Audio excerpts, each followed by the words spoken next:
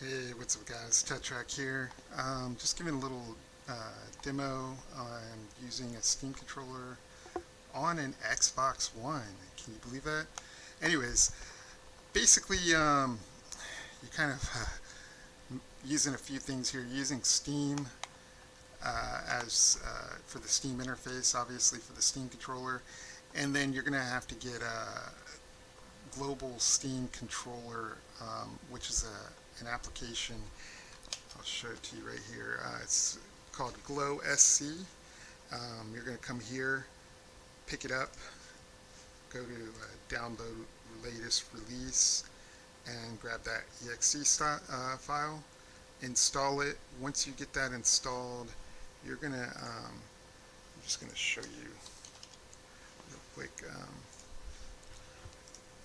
what it looks like. It's going to have a little tutorial here before this comes up. Once you get done, you're going to hit create new, and you're going to put the name of whatever game you want to adjust, kind of play with in Xbox. And then I'm using Warframe right now, so I would do that. I just added this one, so I'm going to transfer my config to this, so I know Warframe Xbox. You can even name it Xbox. That way you know for sure. You're going to hit save, and then you're going to hit add to Steam, and it's going to say restart Steam. Yes, you're going to want to restart it, so then you'll see it in there, right? I'm not going to restart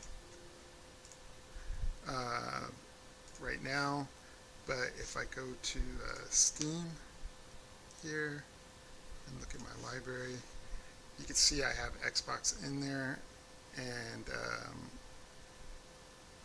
yeah, so right now I'm using the Xbox. If I hit my middle button, this is the Xbox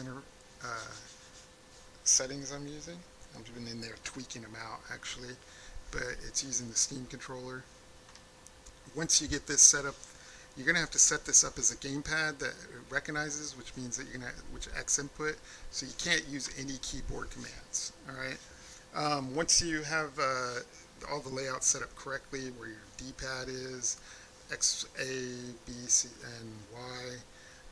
This I'm using mouse-like joystick. Kind of feels better, like almost like a mouse.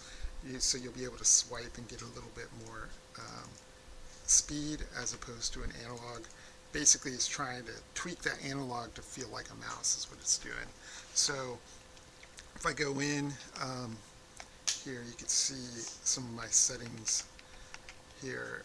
This is where these X and Y is where you're going to be doing your tweaking, because this is for the sensitivity of the pad, and then this will help with the precision.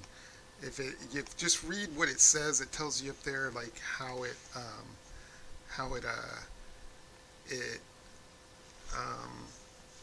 basically affects it when you adjust those. And you're gonna have to just kind of mess around till you get something you like, right? I mean, for me, I'm still kind of getting this to feel a little. You can see I'm using gyro also. This is gyro, and then I have my thumb pad. Well, you can't see it, but I'm using gyro and my thumb pad. So uh,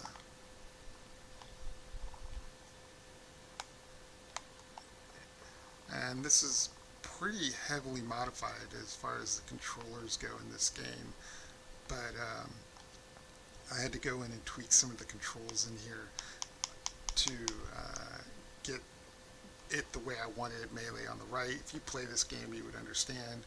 Ability menu, crouch down here on stick, blah blah blah. So once you get all that set up in game, then you can go into the Steam controller settings. Now, how are you going to do that? Because let's say I have this in full screen mode here, and it's going to look like crap right now, because what you're going to do after you get everything set up, you're going to just change your TV input to Xbox, whatever your Xbox on, whatever HDMI you have hooked on, and that way it'll look a lot better. But you're going to leave the stream going so you can use the controller. You're also going to, once you get everything set up, you're going to want to lower this as low as possible, because you're not going to be watching it, right, from your Windows.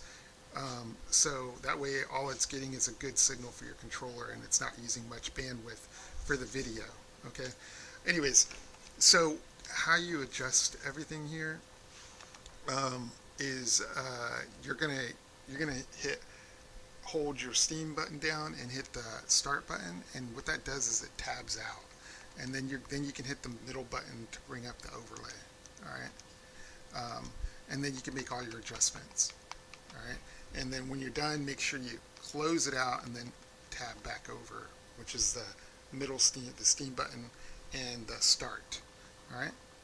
So once you get all that set up, that's how you're going to adjust it. Once you get it all set up, after you have it all ready to go, then you can switch over, which I can't show you because I can't record the video from. Sorry, my family's over there.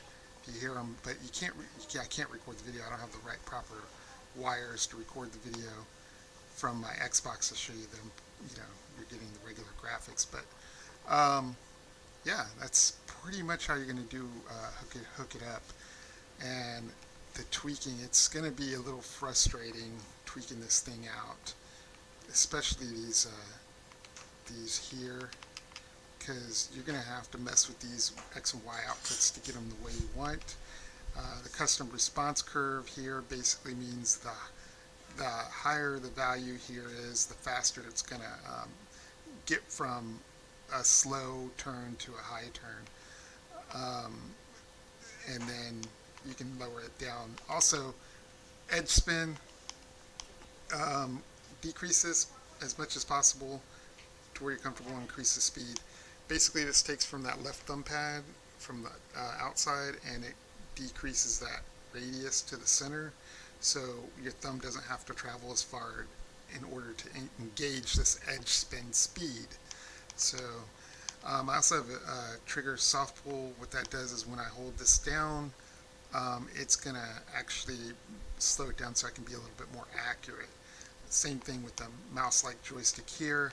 I've done some adjusting too with the soft pull and the custom response curve.